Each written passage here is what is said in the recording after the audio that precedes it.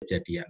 Silakan Bu Nini dilanjut. Ya, silakan Bu. Nggih, Bu Dina, Pak Agus, Pak Zul, teman-teman sekalian, ini sebelum saya ceritakan ini mungkin masih ada sedikit pengantar begini Pak Agus, perlu juga kita sampaikan kepada teman-teman bahwa teman-teman di panitia ini benar-benar berusaha profesional. Mengapa profesional? Misalnya ada kita di antara kita itu sudah nyusun soal, lalu soalnya itu dipul kepada siapa, siapapun itu juga tidak ada yang tanya. Ini soalnya seperti apa, kuncinya seperti apa, itu kita menjaga profesionalisme kita masing-masing. Ya, sehingga walaupun kemarin itu teman-teman itu mengerjakan, itu ya, Ibu dan Bapak peserta mengerjakan, kami semuanya sudah mengerjakan dan juga tidak tahu siapa soal itu ada di mana. Baru hari ini aja ditampilkan kalau ini ada di judulnya di Bu Nini. Ya, Bu Nini juga untuk menghindari bahwa kita tidak pernah mengeluarkan ya soal itu berbentuk yang bukan CBT, yang Word gitu ya, yang file. Kita tidak akan pernah mengeluarkan itu karena memang itu kita juga tidak berani, kan ini hanya untuk menelaah indikator. Jadi kita ini berdasarkan telaah indikator. Pertanyaannya apakah nanti soalnya seperti itu? Tidak, bukan. Ya kita nggak, istilahnya kita tidak tahu. Kita hanya profesional menelaah dari sudut pandang kita ya sebagai seorang pengawas ya dari berbagai latar belakang ya. Ada yang dari Jawa Timur, Bu Nini, Pak Jul dari Sumatera, Bu Dina dari Jawa Barat, ya saya dari DKI dan juga ada teman-teman yang lain, ada juga yang dari Kalimantan ya. Semua mewakili daerah. Itu diharapkan supaya itu ada satu sudut pandang ya menelaah soal itu seperti apa. Nah seperti ini kan nanti ada yang teman-teman di foto itu kan ya. Terus nanti bukan, jangan, nggak usah di foto teman-teman. Nanti ada di CBT ya. Semuanya ada di CBT ya. Soalnya itu bukan di file ya. Kita nggak pernah mengeluarkan soal file yang berbentuk MS Word yang beredar. Itu bukan dari kami. Itu internet banyak sekali ya di internet itu. Tapi yang jelas kalau kami di APSI selalu dari CBT ya, semuanya ada di CBT. Nah ini hanya contoh saja yang Bu Nini. Silakan Bu Nini. Oke, baik Ibu Bapak, ini ya kita coba menelaah ini ya. Temuan dari pengawas sekolah bahwa kepala sekolah di binaannya menerima keluhan dari komite sekolah jika kebijakannya hanya pada layanan dan perbaikan mutu guru dan karyawan hingga tahun kedua setelah menjabat. Ini namanya stimulus Ibu dan Bapak. Ya, ini informasi kepada pembaca soal. Ya. Tapi informasi ini sebenarnya itu tersirat. Tersiratnya apa? Kalau Ibu dan Bapak sudah membaca buku, ini mengingatkan dari pesan Pak Tony, Pak Agus, jangan sampai hanya menghafal soal. Tapi kuasai semua modulnya. Itu pesannya dari Pak Ketua BAN kita. Ya, betul. Ya. Jadi kalau membaca buku modul, begitu melihat tulisan ini, sudah langsung tersirat di dalamnya, oh ini adalah yang dimaksud ini. Begitu. Itu pentingnya sebuah pengetahuan. Pengetahuan itu dipakai untuk memaknai pengetahuan yang berikutnya lagi. Orang tua merasakan bahwa anaknya belum terperhatikan dengan baik. Sementara siswa, orang tua, dan pengguna lulusan juga ingin mendapatkan layanan pendidikan yang sama dari sekolah. Alasan mendasar yang dapat diterima kepala sekolah memprioritaskan kebijakan tersebut adalah berikut. Jawabnya sudah diberikan di sini, ya. Nah, intinya informasi di atas itu mengajak si pembaca ikut mendapatkan informasi berkenaan dengan teks itu tadi. Jadi tidak sekedar milih ABCD-nya. Ya. Itu yang ditekankan oleh teman-teman di APSI ini. Nah, Ibu Bapak ini, yang saya katakan pengetahuan itu penting. Guru dan karyawan merupakan pelanggan primer yang harus diprioritaskan. Ini sebenarnya itu ada di buku. Berarti tadi yang saya katakan, pengetahuan itu tetap penting. Membaca buku itu tetap penting. Tetapi ini akan muncul diawali oleh kalimat ini. Maka kalau di AKM ya yang itu soal hot itu ya, itu harus ada relevansi, antara stimulus soal dengan pertanyaan. Stimulus soal dengan pertanyaan. Jika misalnya begini, ini saya hapus, yang saya blok biru, saya hapus, terus ada kalimat, alasan mendasar yang diterima kepala sekolah memprioritaskan kebijakan, ini tidak bisa dijawab jika tidak ada ini. Gitu? Berarti stimulus soal ini berfungsi. Itu kuncinya menyusun soal hot itu seperti itu. Stimulus harus berfungsi. Jika stimulus itu tidak berfungsi, berarti stimulus tadi itu dilepas saja tidak masalah. Berarti bukan hot lagi. Begitu intinya. Oke. Jadi ya seperti tadi, seperti Permendikbud 13 nomor 4 itu tentang ya sudah itu selesai kan? Ya, nggak dikaitkan. Ya. Jadi itu apa ini? Sharing pertama. Sharing berikutnya soalnya saya berpindah ke tempat lain. Ini level berpikirnya beda lagi. Kemampuan masa depan yang merupakan peleburan dari kecakapan hidup seperti critical thinking, creativity, communication, collaboration, serta kemampuan pokok di abad 21 yaitu learning and innovation skills, career and life skills, dan information, media, dan teknologi skill. Penting untuk terus-menerus dilatihkan dalam proses pembelajaran. Nah, Ibu Bapak, yang demikian ini informasi, tapi informasinya itu sebenarnya hanya merangkum kata-kata yang dikasih tanda miring-miring ini saja. Mana sekiranya yang itu relevan dengan A, B, C, D, tetapi itu nyambung dengan kebutuhan sekarang. Logikanya begini, ketika kita tuh pinter semuanya, tapi pinter itu hanya hafal di pikiran, tapi tidak bisa menyelesaikan masalah, itu tidak dibutuhkan. Berarti dari pilihan itu yang paling utama, itu sebenarnya kemampuan menyelesaikan masalah. Begitu.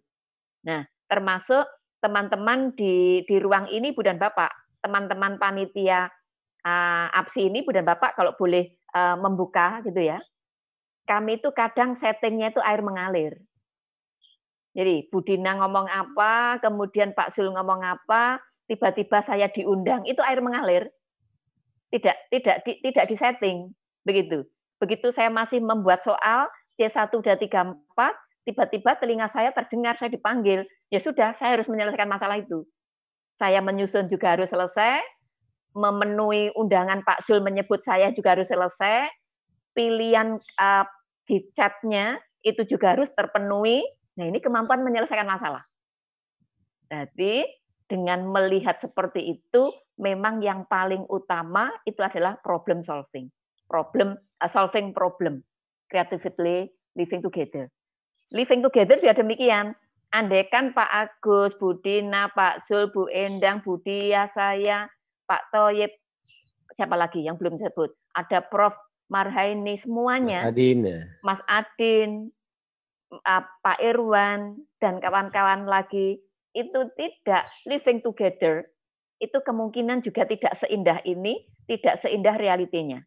Karena pasti saling menunggu. Begitu. Itu ya, itu yang kedua. Sekarang pengalaman yang ketiga. Ini beda lagi level berpikirnya. Penjaminan mutu terhadap kualitas pembelajaran dan budaya sekolah merupakan bagian dari fokus utama dari bisnis sekolah atau madrasah. Alasan yang paling relevan. Nah, yang paling relevan, Ibu dan Bapak, ini nyambungnya dengan ilmu yang diberikan di hari pertama, kedua, ketiga, hari ini keempat, yaitu terkait dengan komponen tertingginya dari proporsi yang diakreditasi. 30% itu mutu lulusan, 25% pembelajaran, kemudian mutu guru 15%, yang hari 15%, berarti di sini fokus utamanya itu sebenarnya kaitannya dengan mutu lulusan. Yang 30% itu. Itu jawabnya itu. Nah, ini tadi mewakili yang komponen pertama Ibu dan Bapak ya. Sekarang kita lihat contoh yang lain. Ini yang mewakili.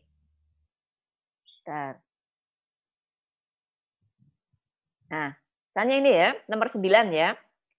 Ban SM memiliki tugas terkait dengan penjaminan mutu satuan pendidikan melalui kegiatan berikut. Kalau ini murni hanya C1. Ya, yang diinginkan dari arahan dari Pak Agus tadi, kita coba bisa berangkat dari C1 menuju ke C456, tidak apa-apa. Soal-soal seperti ini, itu tidak apa-apa.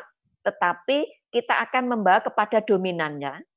Dominannya, syukur-syukur yang namanya higher order thinking skill, itu sudah bisa lebih dominan dibanding yang low order thinking skill. Yang low order thinking skill, Ibu dan Bapak, itu C1, 2, 3. Yang C4, 5, 6, itu yang higher order thinking skill. Tuh.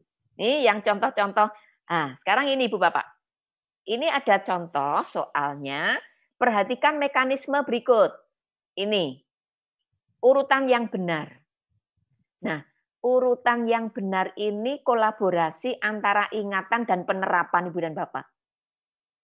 Jadi ingatan dan penerapan. Karena kalau tidak pernah membaca ini, juga tidak tahu. Tetapi menerapkannya itu menggunakan logika berpikir urutannya, apa dulu yang dilakukan?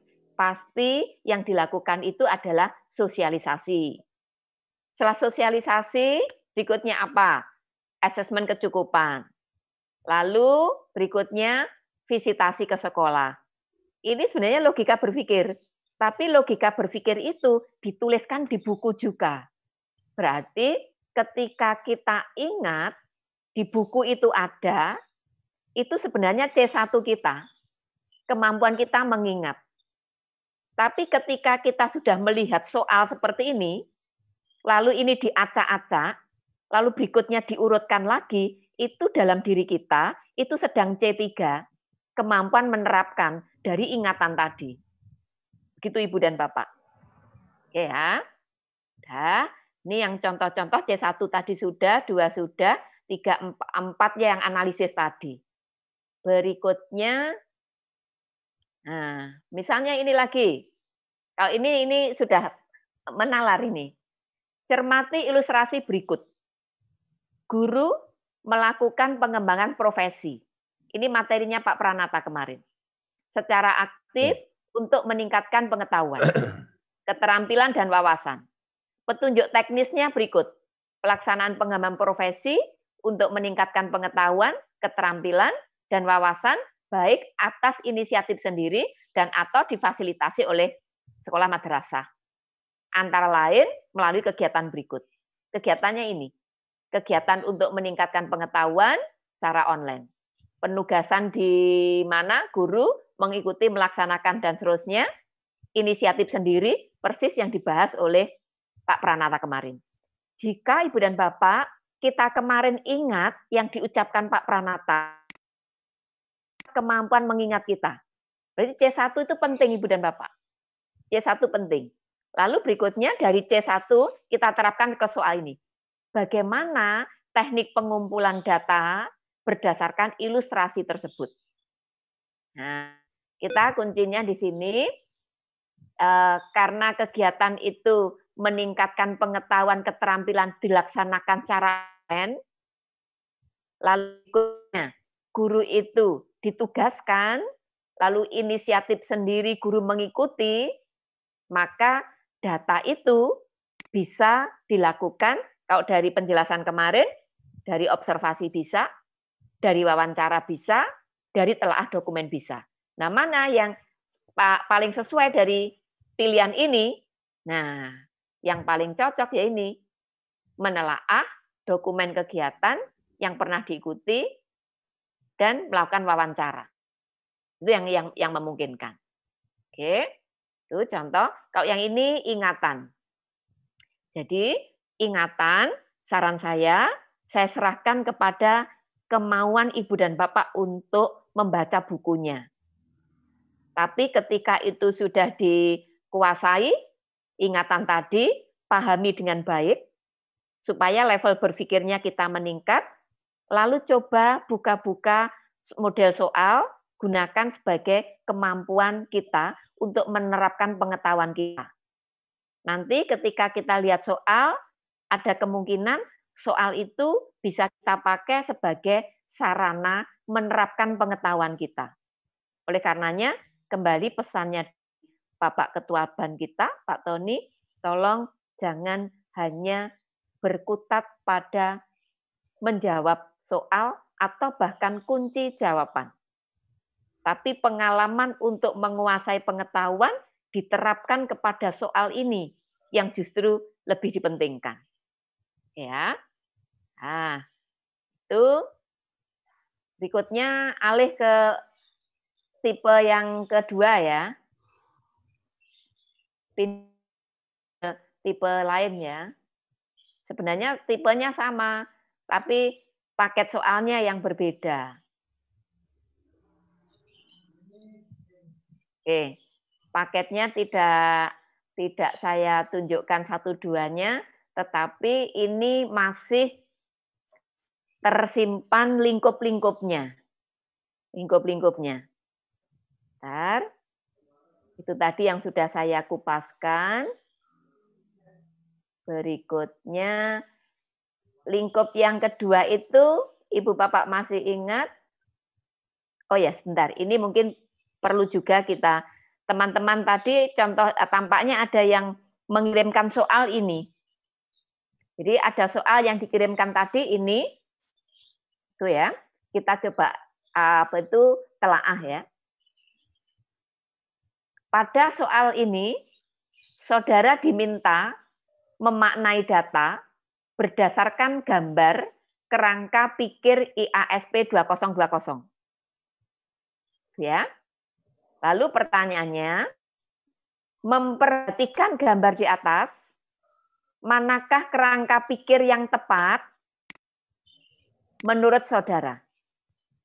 Kalau Ibu dan Bapak sudah mengikuti utuh, dari hari pertama, kedua, ketiga, sampai keempat, saya yakin sudah bisa menangkap makna dengan mudah, maka begitu melihat gambar ini, sudah langsung bisa nangkap. Apa yang ditangkap? Yang ditangkap adalah adanya pergeseran dari compliant menuju kepada performance. Itu bagi yang sudah menguasai pengetahuan betul. Nah, terkait dengan menguasai pengetahuan, Ibu dan Bapak, ada perbedaan ketika orang hadir yang memberi informasi itu bertatap muka walaupun lewat virtual, tapi ada juga yang mendapatkan informasi tapi transfer yang kedua. Anggap saja begini, ada yang tidak hadir, kemudian mendengarkan YouTube, itu pengetahuannya itu seutuh ketika berada pada peristiwa berinteraksi langsung seperti ini. Begitu. Maka kami tetap berusaha, Ibu dan Bapak, yang berada di ruang-ruang yang sudah tersetting ini, baik 1, NNP 1, 2, 3, ini kita berusaha benar-benar membekali supaya Ibu dan Bapak lebih kuat dibanding di luar room yang tadi hanya ikut. Begitu, Ibu dan Bapak. Termasuk cara melihat gambar ini. Cara melihat ini, kalau mendengarkan langsung dari cerita saya mungkin lebih ngeh dibandingkan mendengar cerita dari orang lain. Begitu. Lalu begini Ibu dan Bapak, ada kemungkinan jika Ibu dan Bapak itu sudah ada soal ini, nanti di bawah-bawah itu juga akan bertanya mana yang termasuk compliant base. Ya toh? Berarti tidak usah mikir panjang-panjang, sudah. Ya, begitu ya. Iya, iya. Terus ada lagi yang bertanya, pertanyaan berikutnya maksudnya, performance base lewat apa saja? Sudah ada jawabnya di sini. Begitu. Itu kunci ketika, bukan kunci ya, tips dan trik. Ketika kita menguasai secara utuh, soal itu mulai dari stimulus sampai kepada jawaban-jawabannya. Tapi bagi yang ingin tahu optionnya saja, paling ini tidak terdeteksi lewat begitu saja. Jadi nanti akan ketemu juga ada soal yang bertanya yang termasuk compliance based itu apa, itu akan terjawab karena di situ. Nah, ini memperhatikan gambar di atas, manakah kerangka pikir yang tepat. Ini Bu dan Bapak, variabel utama yang dinilai itu performance base. Jadi kan ini performance base ini. Ya, apa saja nanti pertanyaannya itu diubah variasinya. Variasinya begini, pergeseran gitu ya. Kerangka berpikir yang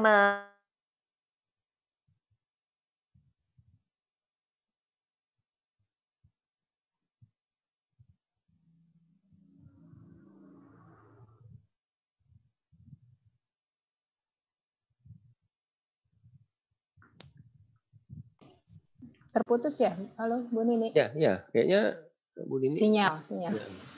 Ya. Coba kita tunggu normalnya. Ya.